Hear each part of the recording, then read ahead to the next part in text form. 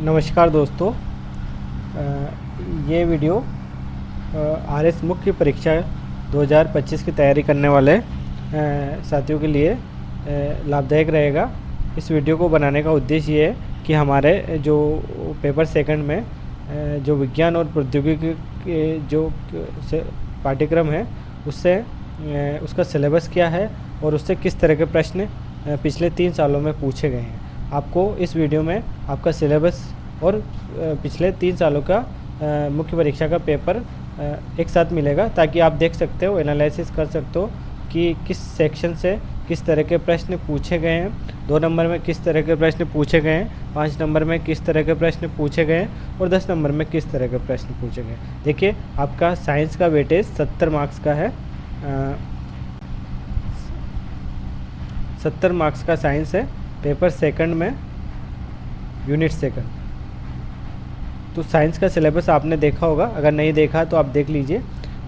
और बाकी जो नॉन साइंस बैकग्राउंड के वाले जो मुख्य परीक्षा लिखने वाले हैं एस्पिरेंट, उनको क्या करना है वो ये देखें कि किस टॉपिक से ज़्यादा प्रश्न आए हुए हैं। आप उन टॉपिक को तैयार करिए और आंसर राइटिंग करिए। जो पिछले 3 साल के जो PYQ है आप उनके आंसर लिखिए, उससे आपको मदद मिलेगी। तो देखिए, हमारा जो पाठ्यक्रम है वो क्या है, दैनिक जीवन में रसायन विज्ञान। मैं आपको बताने वाला हूँ कि इस सिलेबस से किस तरह से प्रश्न आए हुए हैं। तो रसायन विज्ञान से ज़्यादा प्रश्न नहीं आए हुए, तो आपको सिलेबस देख लेना, एक बार देख लीजिए। ये पूरा आपका रसायन विज्ञान का सिलेबस है। भौतिकी से ज़्यादा प्रश्न आए हुए हैं, जैसे गुरुत्वाकर्षण से प्रश्न आए हैं, केपलर के नियम पूछे गए हैं, मानव नेत्र दोष पूछे गए हैं। अभी ऊष्मा और विद्युतिकी से प्रश्न पूछा नहीं गया, विद्युत चुंबकत्व से भी नहीं पूछा गया। ध्वनि और विद्युत चुम्बकीय तरंगों से इस बार प्रश्न आ सकता है 2025 में। चुम्बकीय अनुनाद और इमेजिंग से, मैग्नेटिक रेजोनेंस इमेजिंग से प्रश्न, MRI से प्रश्न पूछा गया है। और नाभ के विखंडन और संलयन से प्रश्न पूछा गया। तो ये वाला पोर्शन ज़्यादा इंपॉर्टेंट है, यहाँ से प्रश्न पूछे गए हैं। इस बार ध्वनि और विद्युत चुम्बकीय तरंगों से प्रश्न पूछा जा सकता है। अभी हम पेपर भी देखेंगे, आपको बस एक बार सिलेबस देख लेना अपना। उसके अलावा बायोलॉजी वाले सेक्शन में देखें तो ये है कोशिका, मानव नियंत्रण और समन्वय, प्रजनन, उत्सर्जन, श्वसन, परिसंचरण। पाचन तंत्र से 2023 में प्रश्न पूछा गया था। रक्त समूह से, ABO ब्लड ग्रुप से प्रश्न पूछा गया। उसके अलावा डिजीज से प्रश्न पूछे गए, लेकिन डायग्नोस्टिक वाले पार्ट से या फिर ज़्यादा प्रश्न पूछे गए हैं। उसके अलावा पादपों में पोषण से प्रश्न पूछे गए हैं और महत्वपूर्ण औषधीय पौधों से प्रश्न पूछे गए हैं। तो कंप्यूटर विज्ञान में देखें तो क्रिप्टो करेंसी से प्रश्न पूछा गया है। आर्टिफिशियल इंटेलिजेंस से अभी प्रश्न नहीं आया, बिग डेटा से नहीं आया, क्लाउड कंप्यूटिंग से प्रश्न पूछा गया है। तो आप एनालॉग और डिजिटल में अंतर अभी नहीं आया, ये भी आ सकता है, क्योंकि जिस तरह से अंतर पूछे जाते हैं, एक अंतर हमेशा आता है, तो आप अंतर याद रखिए। उसके अलावा देखें तो OTT प्लेटफॉर्म से प्रश्न पूछा गया है। नैनो टेक्नोलॉजी से प्रश्न पूछे गए हैं। और ये जो इकोनॉमिक सर्वे वाला पार्ट है, राजस्थान में विज्ञान और प्रौद्योगिकी, यहाँ से भी प्रश्न पूछे जा सकते हैं, तो ये भी आपको तैयार करना है।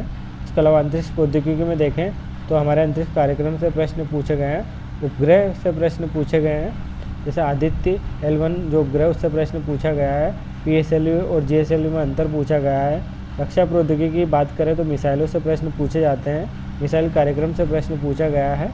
तो इस तरह से ये हमारा सिलेबस हमने देखा। अब हम देखेंगे कि पिछले 3 सालों में किस तरह के प्रश्न पूछे गए। आपको क्या करना, आपको बस इतना सा एनालिसिस करना कि फिजिक्स, केमिस्ट्री, बायोलॉजी और टेक्नोलॉजी में से किस तरह से के प्रश्न पूछे गए हैं और किस वाले सेक्शन से ज़्यादा प्रश्न पूछे गए हैं। ओके, तो हम देखते हैं 2023 का प्रश्न पत्र।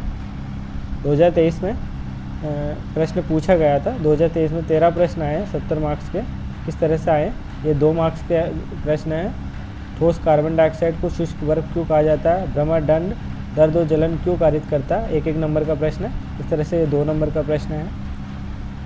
केपलर की ग्रह गति का द्वितीय नियम क्या होता है और ये किस संरक्षण सिद्धांत पर आधारित है। आपको एक ग्रेविटेशनल का सब टॉपिक है, यहाँ से प्रश्न पूछा गया है। DNA वैक्सीन क्या होता है, विश्व के प्रथम कोविड-19 DNA वैक्सीन क्या का आपको नाम बताना था।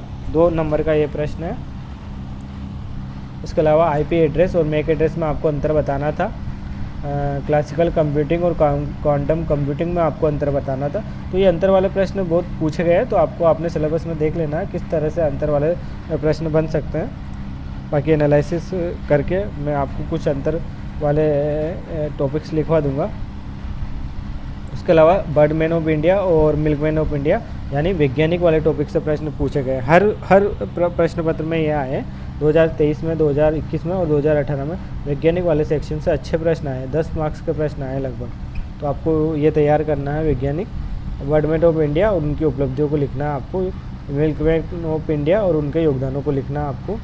राष्ट्रीय सुपर कंप्यूटिंग मिशन से प्रश्न पूछा गया, उसकी 3 उपलब्धियाँ लिखना है। आदित्य L1 मिशन से प्रश्न पूछा गया, उस पर टिप्पणी करनी है, 5 नंबर का प्रश्न है। और मिसाइलों के बारे में पूछा गया, OR SM मिसाइल और अस्त्र मिसाइल को पूछा गया, 5 नंबर का प्रश्न है।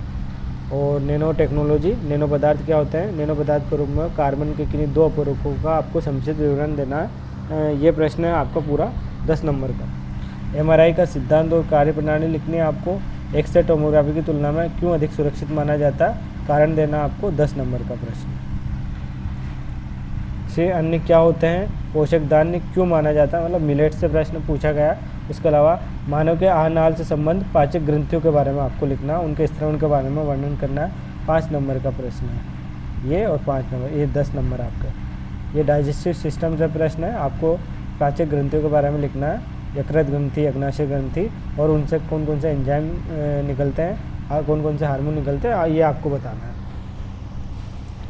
तो इस तरह से ही 2023 का प्रश्न पत्र आपने देखा। अब देखते हैं 2021 का प्रश्न पत्र।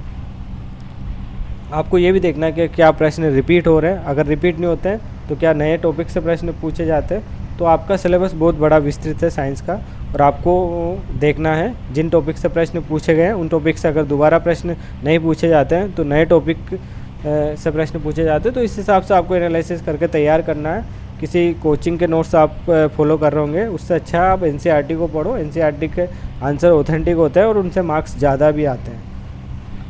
ये देखिए 2021 का प्रश्न पत्र, नाभिकीय विखंडन और संलयन में आपको अंतर बताना था। अंतर वाले प्रश्न पूछे जाते हैं। फलों को कृत्रिम रूप से पकाने में कैल्शियम कार्बाइड की भूमिका क्या है, ये आपको स्पष्ट करना था। OTT प्लेटफॉर्म से प्रश्न पूछा गया। RFID से प्रश्न पूछा गया, उस तकनीक का आपको 2 उपयोग लिखना थे। PSLV और GSLV से प्रश्न पूछा गया। औषधीय पौधों को गिलोय के आपको 5 लाभ बताने हैं। क्रिप्टो करेंसी क्या होती है, आपको उसके फायदे नुकसान बताने। ये 5-5 अंकों के प्रश्न। पिछली पीढ़ियों के मोबाइल नेटवर्क 5G नेटवर्क में क्या अंतर है, ये अंतर वाले प्रश्न पूछे जाते हैं। देखिए तो आपको ऐसे 10-15 आपके सिलेबस में अंतर मिलेंगे, उनको आपको लिखना है, आंसर राइटिंग करनी है उनकी। आपको निश्चित रूप से मदद मिलेगी आपके पेपर के टाइम पे। ये मिसाइल और सामरिक प्रणाली का उद्देश्य क्या है, और MS क्लस्टर में शामिल प्रयोगशालाओं के नाम लिखिए। ये थोड़ा सा कठिन प्रश्न है, ये मिसाइल प्रणाली से संबंधित है। उसके अलावा ये कार्बन का कौन सा गुण बड़ी संख्या में यौगिकों के निर्माण के लिए उत्तरदायी। कार्बन यौगिकों के घरेलू और औद्योगिक अनुप्रयोग लिखना है आपको, और प्रत्येक का एक उदाहरण देना है। खाद्य संरक्षक, कृत्रिम मधुरक और जिंक है। ये मानव की आँख की कार्यप्रणाली का वर्णन करना है। दृष्टि के किसी एक अपवर्तक दोष, उसमें सुधारात्मक उपाय की आपको व्याख्या करनी है, 10 नंबर का प्रश्न। RT-PCR के बारे में आपको लिखना है। उस टाइम पे कोविड-19 के टाइम पे ये चर्चा में था, तो इस वजह से यार। उसके अलावा वैज्ञानिकों के बारे में आपको लिखना है। तो देखिए वैज्ञानिकों के बारे में पूछे जाते हैं, वैज्ञानिक के बारे में, और कोई भी एक डायग्नोस्टिक टूल के बारे में, और ह्यूमन बॉडी सिस्टम के बारे में। तो इस तरह से, और फिजिक्स के कुछ जो इम्पोर्टेंट टॉपिक है, और ICT के जो इम्पोर्टेंट टॉपिक है वहाँ से हमेशा प्रश्न पूछे जाएँ। तो अगर आप देखो तो 70% प्रश्न इन टॉपिक से पूछे गए हैं, तो आप आराम से तैयार कर सकते हो। इस तरह से हमने 2 सालों के पेपर को डिस्कस किया, तो आपको एक मदद मिलेगी कि किस तरह से हमारा पाठ्यक्रम है और हमको किस तरह से तैयार करना है, और किस तरह से हमको 15 शब्दों में, 50 शब्दों में और 150 शब्दों में हमारे आंसर लिखने की प्रैक्टिस करनी है। Okay, thank you so much. अगर आपको ये वीडियो हेल्पफुल लगा हो तो आप प्लीज़ कमेंट करिएगा कि मैं आपकी और किस तरह से मदद कर सकता हूँ। Okay, thank you.